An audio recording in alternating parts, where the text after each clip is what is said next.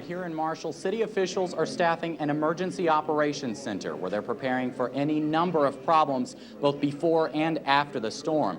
We were in Shreveport earlier today, and the situation there was much the same. Long lines and plenty of prep work. Work started early Friday morning, filling sandbags ahead of the heavy rains expected in northwest Louisiana. Cherie Harris stayed busy stocking up on emergency supplies. Ice to keep her freezer cool in case the power goes out, and plenty of batteries and flashlights. She says she spent the afternoon shopping for fuel. If you jack it up that high, then nobody will buy it. And then they'll be on the ones with gas. The higher prices didn't stop this man from filling up his tank. All the gas stations everywhere are packed. People in lines everywhere. 3/4 of a tank, and I just went ahead and topped it off because they're talking about the fuel going up. Others are planning to take their chances with Ike. We don't do much of anything, because we're far enough north. It never has been a problem before. Every hurricane we've ever had, they've said, well, we're going to have this and have that, and I've never really seen anything. Harris's daughter is scared of the bad weather. Real thunder and real hard, and that's when I started getting scared, and then we can run up to the living room and say bye, Mama. And her mom's lap is where she says she'll stay, sitting and waiting. And here at the Marshall Civic Center, that's about all the evacuees can do, is sit and wait. About 800 evacuees are spread across 8 shelters here in the city and the county. Live in Marshall, Lane Luckie, KTAL News. We have Lane Luckie, who has been watching things over in the Marshall area. He's at the Civic Center there. Lane, what can you tell us about what's happening in Marshall right now? Well, Todd, right now it appears that we're seeing the first signs of Ike's presence here in Harrison County. The rain has picked up just a little bit. We're seeing a slight drizzle right now, and it's been off and on here for about the past 30 minutes. A lot more damage in terms of power outages and all that. Do you have a sense of where most of the evacuees at that shelter are from? Like I said, most of the evacuees here are from Orange County there in southeast Texas, just east of the Beaumont area. And a lot of the evacuees have been from Vidor, which I believe is right across the Louisiana-Texas state line along Interstate 10. Several reports of some extensive damage to homes, down trees, trees falling on homes, causing all sorts of problems. But we're also looking at some situations where things are not so bad. People are keeping in touch with their family members and finding out that things are okay in certain areas down there. So really it just depends on who you're talking to. Again, we're not quite done yet. Winds will probably be picking up soon across the areas of Marshall.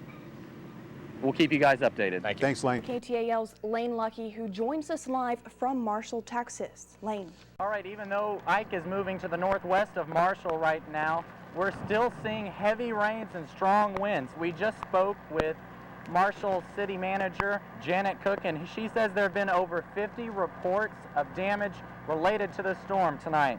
In fact, there's no power in parts of Marshall right now. She says there's been reports of wind damage, down power lines, and trees. Some trees have even toppled over into homes. Despite the damage, however, Cook believes Marshall fared the storm pretty well, but we do want to remind viewers it's important. The storm is not over yet. Reporting live in Marshall, Lane Luckie, KTAL News. All right, thanks, Lane. Stay safe out there. The shelter at the Old Sam's Club on Jewella in Shreveport is now open and ready to help Louisiana critical needs evacuees. KTAL's Lane Luckie spoke with evacuees as they arrived. He's standing by live right now with more. Lane. That's right, Heidi and Rick. We were at the Old Sam's Club shelter this afternoon as the first wave of evacuees arrived from southwest Louisiana. For the second time in as many weeks, Trudy White and her daughter Jasmine grabbed important belongings, jumped on the first bus they could find, and headed for safe shelter. I had a number of bags, and it was a strain, to utilize, with all of the luggage. So we just decided to come with one bag. She said she isn't taking any chances with Ike. Hurricane Rita caught her off guard 3 years ago. Hurricane Rita was really bad, especially for the Cameron area. So I'm really concerned. Complaints about conditions at some state-run shelters poured in during Gustav.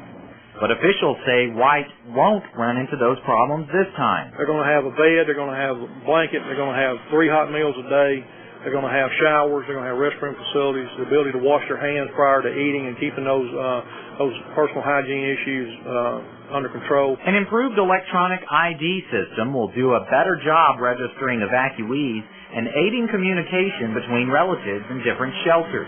You can pull it up online and see exactly who's in what shelter. Families can stay together.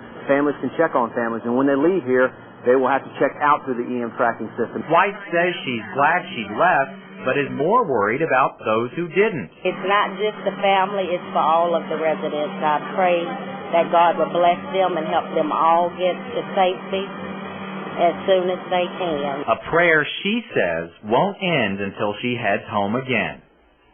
Now, area officials don't want local residents to become storm victims either. A Red Cross spokesperson urged the public today to stock up on food, water, and batteries. They say be prepared for a large amount of wind and rain. Thank you for watching us here on KTAL News at 10 o'clock. Hurricane shelters at LSUS and Southern University closed today. The remaining evacuees are being bused to other shelters. KTAL's Lane Luckie talked to some evacuees still staying at Hurst Coliseum. He's live in the newsroom with this story tonight. Lane, what's up? Guys, thousands of evacuees headed home yesterday and today, but some from the harder hit regions of the state are staying put here in Shreveport, just wanting to get back to their normal lives. On Monday, more than 800 evacuees packed in the gym at LSUS. Today, cleanup began after those remaining were bused to Hurst Coliseum. One of the evacuees says he's worried about how long it's taking to get home. I mean, a week without work is like, it's killing some people, really. They'll put people out of their homes. Like many, Garrett King is stuck in Shreveport until it's safe to go back.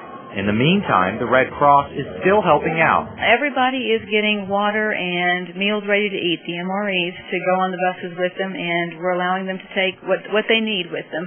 Carol Slocum had to make plans for her dogs, Pedro and Smokey. We have to bring them back on the bus with us because they're small dogs. You know, the Pedro's got a big mouth. King says returning to New Orleans can't come soon enough. My stuff's packed and waiting. If they had a bus right here, right now, I'd be on it. But for now, Hirsch will have to do. Now, in addition to LSUS and Southern, Bossier Civic Center has closed, and Riverview Hall is in the process of shutting down. Shreveport police say they expect the Greenwood Shelter and Old Sam's Club to stay open through the weekend, but they say they'll stay open longer if needed. Local aid organizations say they've seen an outpouring of donations, but their services don't end with evacuees. They're still responsible for helping others like the homeless and senior citizens. Arklatex relief organizations like the Red Cross are trying to provide basic needs of hurricane evacuees. We can't be Hilton and we can't be home, but our job is really to provide a safe place for them to be, to provide warm meals. A toothbrush, blankets, and a smile from a volunteer. Small things that can be a big help. We're going to need to really try to rebuild those stores after this disaster is over so that we can have those supplies on hand again in case another one happens, and of course they always do.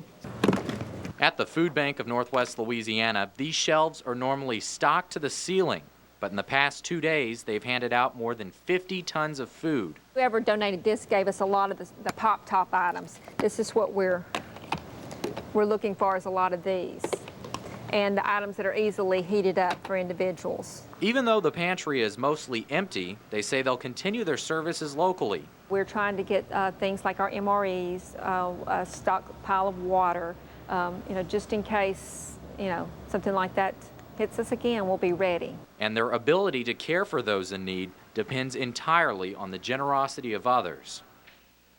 And to give you an idea of exactly how much 50 tons of food is, well, that's almost 100,000 jars of peanut butter.